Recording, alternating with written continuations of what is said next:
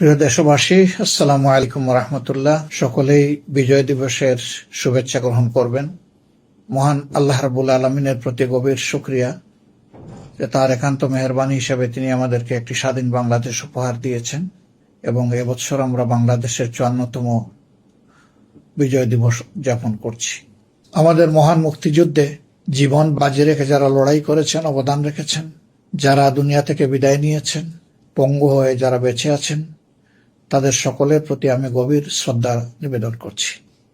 আমি দোয়া করি আল্লাহ তাআলা তাদের ত্যাগের উপযুক্ত বিনিময় যেন তাদেরকে দান করেন এবং তারা যে স্বপ্ন নিয়ে সেদিন লড়াই করেছিলেন সেই স্বপ্ন যেন বর্তমান প্রজন্মের মাধ্যমে বাস্তবায়িত হয়। আল্লাহ তাআলার দরবারে সেই দোয়া করছি।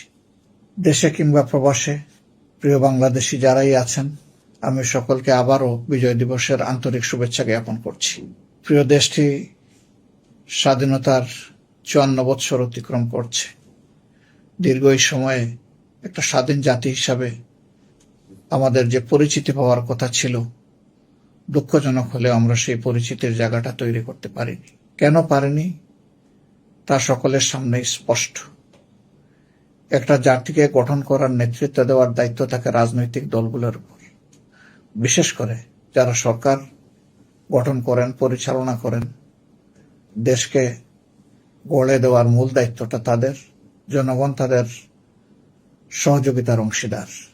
দুঃখের বিষয় যে এই রাজনীতিবিদরা মুঠা দাগে বলতে গেলে কেউই তার দায়িত্ব জনগণের আকাঙ্ক্ষা অনুযায়ী পালন করতে পারেননি, যার ফলে জন আকাঙ্ক্ষা অবাস্তবায়িতই রয়ে গেছে।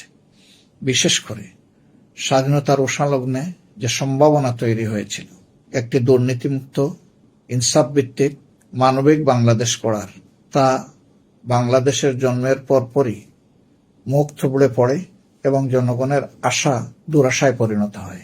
সে সময় থেকেই দুঃশাসন এবং দুর্নীতি গোটা সমাজকে গ্রাস করে বসে, যার ধারাবাহিকতা বলতে গেলে এখনো অব্যাহত আছে। দুর্নীতি এমন এক ভয়াবহ আকার ধারণ করেছে যে সমস্ত মানুষ এর দ্বারা ক্ষতিগ্রস্ত হচ্ছেন। একজন নাগরিকও দুর্নীতির সুবল থেকে রেহাই পাচ্ছেন না।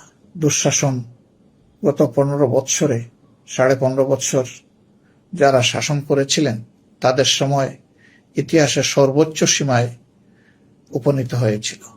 সেই দুঃশাসন থেকে আল্লাহ তাআলা 24-এর গণ আন্দোলনের মধ্য দিয়ে, গণবিপ্লবের মধ্য দিয়ে জাতিকে মুক্তি দিয়েছেন। আরেকবার আল্লাহ তাআলা শুকরিয়া আদায় করি।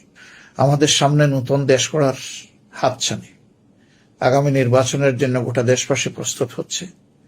আপনাদের প্রিয় সংগঠন জামাত ইসলামী আপনাদের দোয়া, ভালোবাসা, পরামর্শ নিয়ে প্রস্তুতি নিচ্ছে।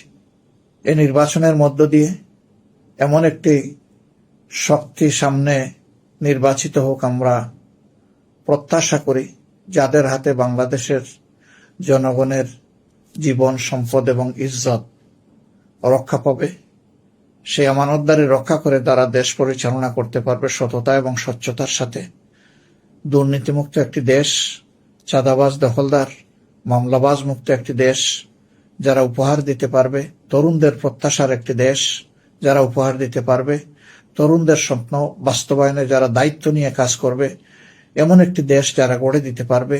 আগামী নির্বাচনের মধ্য দিয়ে সেই শক্তিকে জনগণ বেছে নেবে বলে আমরা আশা করি। আমরা জনগণের উপরে যথেষ্ট আস্থা রাখি। আমাদের জনগণ ইতিহাসের বাঁকে বাঁকে প্রমাণ দিয়েছে তারা এই দেশকে ভালোবাসেন এবং তারা নিজেরা ভালো থাকতে চান। কতিপয় দুষ্ট লোকের কারণেই জনগণ বারবার প্রতারিত হয়েছে, ক্ষতিগ্রস্ত হয়েছে। আমরা চাই না সেই দুষ্ট পথ এই সমাজে অব্যাহত থাকুক। এর হাত থেকে দেশ মুক্তি পাক, নতুন বাংলাদেশ জন্ম নেক। আজকের এই দিনে এ শপথ হোক আমাদের সকলের। আমরা সেই অঙ্গীকারে আবদ্ধ হব। আগামীর বাংলাদেশ হবে একটি নতুন বাংলাদেশ। আগামীর বাংলাদেশ হবে তারুণ্যদীপ্ত বাংলাদেশ। আগামীর বাংলাদেশ হবে দুর্নীতি এবং দুঃশাসন মুক্ত বাংলাদেশ। সর্বোপরি আগামীর বাংলাদেশ হবে একটি মানবিক বাংলাদেশ। সবাই ভালো থাকবেন। আল্লাহ তাআলা সবাইকে ভালো রাখুন। আসসালামু আলাইকুম ওয়া রাহমাতুল্লাহি ওয়া বারাকাতুহু।